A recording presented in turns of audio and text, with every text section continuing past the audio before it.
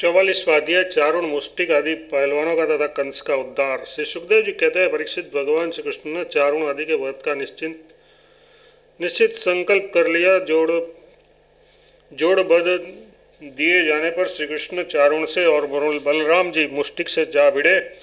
वे लोग एक दूसरे को जीत लेने की इच्छा से हाथ बांधकर और पैरों में पैर अड़ाकर बलपूर्वक अपनी अपनी ओर खींचने लगे। वे पंजों से पंजे, घुटने से घुटने, माथे से माथा और छाती से छाती भिड़कर एक दूसरे पर चोट करने लगे। इस प्रकार दांव पेच करते करते अपने अपने जोड़ीदार को पकड़कर इधर उधर घुमाते हुए दूर ढकेल देते, जोर से जकड़ लेते, लिपट जाते, उठाकर पटक देते, छुकर निकल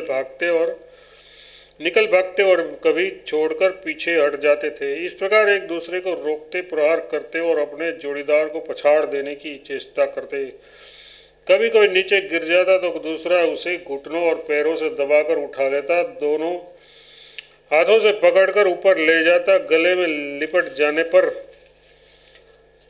ढकेल देता और आवश्यकता होने पर हाथ पांव इकट्ठे करके गांठ बांध देता। परीक्षित, इस दंगल को देखने के लिए नगर की बहुत सी महिलाएं भी आई हुई थी। उन्होंने जब देखा कि बड़े बड़े पहलवानों के साथ ये छोटे छोटे बलहीन बालक लड़ाए जा रहे हैं, तब वे अलग अलग टोलियां बनाकर करुणावश आपस में बातचीत करने लगी। यहाँ राजा कंस के सभासद बड़ा अन्याय और अधर्म कर रहे हैं। कितने खेद की बात है कि राजा के सामने ही ये बली पहलवानों और निर्बल बालकों के युद्ध का अनुमोदन करते हैं। बहनों, देखो, ये इन पहलवानों का एक एक अंग वज्र के समान कठोर है। ये देखने में बड़े भारी पर्वत से मालूम होते हैं, परंतु श्री कृष्ण और बलराम अभी जवान भी नहीं हुए हैं। इनकी किशोर अवस्था है, इसका एक एक अंग अत्यंत सुकुमार है। यहाँ कहाँ ये और कहाँ वे। जितने लोग यहाँ इकट्ठे हुए हैं देख रहे हैं, उन्हें अवश्य धर्मोल्लंघन का पाप लगेगा। सखी, अब हमें भी यहाँ से चल देना चाहिए। जहाँ अधर्म की प्रधानता हो वहाँ कभी न रहे, यही शास्त्र का नियम है। देखो, शास्त्र कहता है कि बुद्धिमान पुरुष को सभासदों के दोषों को जानते हुए सभा में जाना ठीक नहीं है, क्योंकि वहाँ जाकर उन अवगुणों को कहना, चुप रह जाना अथवा मैं नहीं जानता ऐसा कह देना, ये तीनों ही बातें मनुष्य को दोषभागी बनाती हैं। देखो, श्री कृष्ण शत्रु के चारों ओर पैतरा बदल रहे हैं।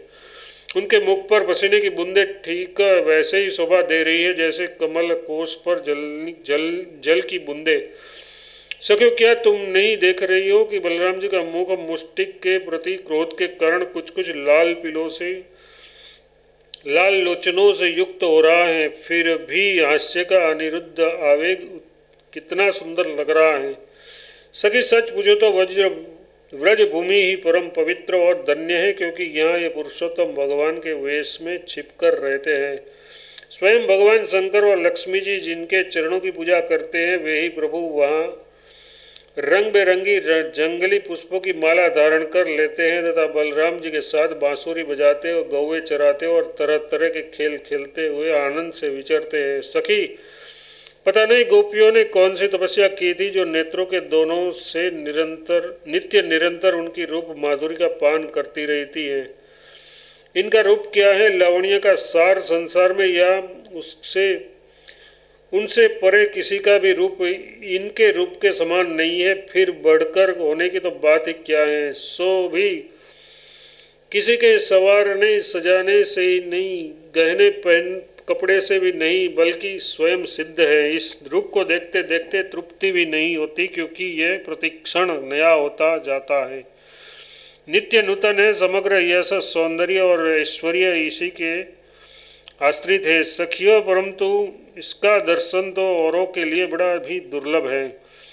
यह तो गोपियों के ही भाग्य में बड़ा बधा है। सखी, व्रज की गोपियाँ धन्य है। निरंतर श्री कृष्ण में ही चित्त लगा रहने के कारण, प्रेम भरे हृदय से आंसुओं के कारण गदगद कंठ से वे इन्हीं की लीलाओं का गान करती रहती है। वे दूध दोहते, दही मथते, धान कूटते, घर लिपते, बालकों को जुलाते, रोते हुए बालकों को चुप कराते, उन्हें नहलाते धुलाते, घरों को झाड़ते बुझाते, कहाँ तक कहे, सारे काम काज करते समय श्री कृष्ण के गुणों के गान में ही मस्त रहती है। ये श्री कृष्ण जब प्रातःकाल गौओं को चराने के लिए व्रज से वन में जाते हैं और सायंकाल उन्हें लेकर व्रज में लौटते हैं, तब बड़े मधुर स्वर से बांसुरी बजाते हैं। उसकी डेर सुनकर गोपियाँ घर का सारा कामकाज छोड़कर झटपट रास्ते में दौड़ आती हैं और श्री कृष्ण का मंद मंद मुस्कान एवं दया भरी चितवन से युक्त मुख कमल निहार निहार कर निहाल होती हैं। सचमुच गोपियाँ ही परम पुण्यवती हैं। भरतवंश शिरोमणि जिस समय पूर्ववासिनी स्त्रियां इस प्रकार बातें कर रही थी, उस समय योगेश्वर भगवान श्री कृष्ण ने मन ही मन शत्रु को मार डालने का निश्चय किया। स्त्रियों की ये भयपूर्ण बातें माता पिता देवकी वसुदेव की सुन रहे थे। माता पिता देवकी वसुदेव भी सुन रहे थे। वे पुत्र स्नेहवश शोक के विह्वल हो गए। उनके हृदय में बड़ी जलन, बड़ी पीड़ा होने लगी, क्योंकि वे अपने पुत्रों के बल वीर्य को नहीं जानते थे। भगवान श्री कृष्ण और उनसे भिड़ने वाले चारुण दोनों ही भिन्न भिन्न प्रकार के दांव पेच का प्रयोग करते हुए परस्पर जिस प्रकार लड़ रहे थे, वैसे ही बलराम जी और मुष्टिक भी भिड़े हुए थे। भगवान के अंग प्रत्यंग वज्र से भी कठोर हो रहे थे। उसकी रगड़ से चारुण की रग ढीली पड़ गई। बार बार उसे ऐसा मालूम हो रहा था मानो उसके शरीर के सारे बंधन टूट रहे हैं। उसे बड़ी ग्लानि, बड़ी व्यथा हुई। अब वह अत्यंत क्रोधी होकर बाज की तरह झपटा और दोनों हाथों से घुसे बांधकर उसने भगवान श्री कृष्ण की छाती पर प्रहार किया, परंतु उसके प्रहार से भगवान तनिक भी विचलित न हुए। जैसे फूलों के गजरे की मार से गजराज, उन्होंने चारुण की दोनों भुजाएं पकड़ ली और उसे अंतरिक्ष में बड़े वेग से कई बार घुमाकर धरती पर दे मारा। परीक्षित चारुण के प्राण तो घुमाने के समय ही निकल गए थे। उसके वेशभूषा अस्त व्यस्त हो गई, केश और मालाएं बिखर गई। वह इंद्रध्वज, इंद्र की पूजा के लिए खड़े किए गए बड़े झंडे के समान गिर पड़ा। इसी प्रकार मुष्टिक ने भी पहले बलराम जी को एक घूसा मारा। इस पर बलराम जी ने उसे बड़े जोर से एक तमाचा जड़ दिया। तमाचा लगने से वह कांप उठा और आंधी से खड़े हुए वृक्ष के समान अत्यंत व्यथित और अंत में प्राणहीन होकर खून उगलता हुआ पृथ्वी पर गिर पड़ा। हे राजन, इसके बाद योद्धाओं में श्रेष्ठ भगवान बलराम जी ने अपने सामने आते ही कुट नामक पहलवान को खेल खेल में बाएं हाथ से घूसे से उपेक्षा पूर्वक मार डाला। उसी समय भगवान श्री कृष्ण ने पैर की ठोकर से सल का सिर धड़ से अलग कर दिया और तोसल को तो तिनके की तरह चीरकर दो टुकड़े कर दिए। इस प्रकार दोनों धराशय हो गए। जब चारुण, मुष्टिक, कूट, सल और तोसल ये पांचों पहलवान मर चुके, तब जो बच रहे थे वे अपने प्राण बचाने के लिए स्वयं वहां से भाग खड़े हुए। उनके भाग जाने पर भगवान श्री कृष्ण और बलराम जी अपने समवयस्क ग्वाल बालों को खींच कर उसके साथ भिड़ने और नाच कर भेरी ध्वनि के साथ अपने नुपुरों की जनकारों को मिलाकर मल्ल क्रीड़ा, कुश्ती के खेल करने लगे। भगवान श्री कृष्ण और बलराम जी की इस अद्भुत लीला को देखकर सभी दर्शकों को बड़ा आनंद हुआ। श्रेष्ठ ब्राह्मण और साधु पुरुष धन्य है इस प्रकार कहकर प्रशंसा करने लगे, परंतु कंस को इससे बड़ा दुख हुआ। वह और भी चिढ़ गया। जब उसके प्रधान पहलवान मार डाले गए और बचे हुए सबके सब भाग गए, तब भोजराज कंस ने अपने बाजे गाजे बंद करा दिए और अपने सेवकों को ये आज्ञा दी, अरे वसुदेव के इस दुष्चरित्र लड़कों को नगर से बाहर निकाल दो। गोपों का सारा धन छीन लो और दुर्बुद्धि नंद को कैद कर लो। वसुदेव भी बड़ा कुबुद्धि और दुष्ट है, उसे शीघ्र मार डालो। और उग्रसेन मेरा पिता होने पर भी अपने अनुचरियों के साथ शत्रुओं से मिला हुआ है, इसलिए उससे भी जिंदा मत छोड़ो। कंस इस प्रकार बढ़ बढ़कर बकवाद कर रहा था कि अविनाशी श्री कृष्ण कुपित होकर फुर्ती से वेगपूर्वक उछाल कर लीला से ही उसके ऊंचे मंच पर जा चढ़े। जब मनस्वी कंस ने देखा कि मेरे मृत्यु रूप भगवान श्री कृष्ण सामने आ गए, तब वह सहसा अपने सिंहासन से उठ खड़ा हुआ और हाथ से ढाल तथा तलवार उठा ली। भगवान ने तलवार लेकर वह चोट करने का अवसर ढूंढता हुआ पैतरा बदलने लगा। आकाश में उठते हुए बाज के समान वह कभी दाईं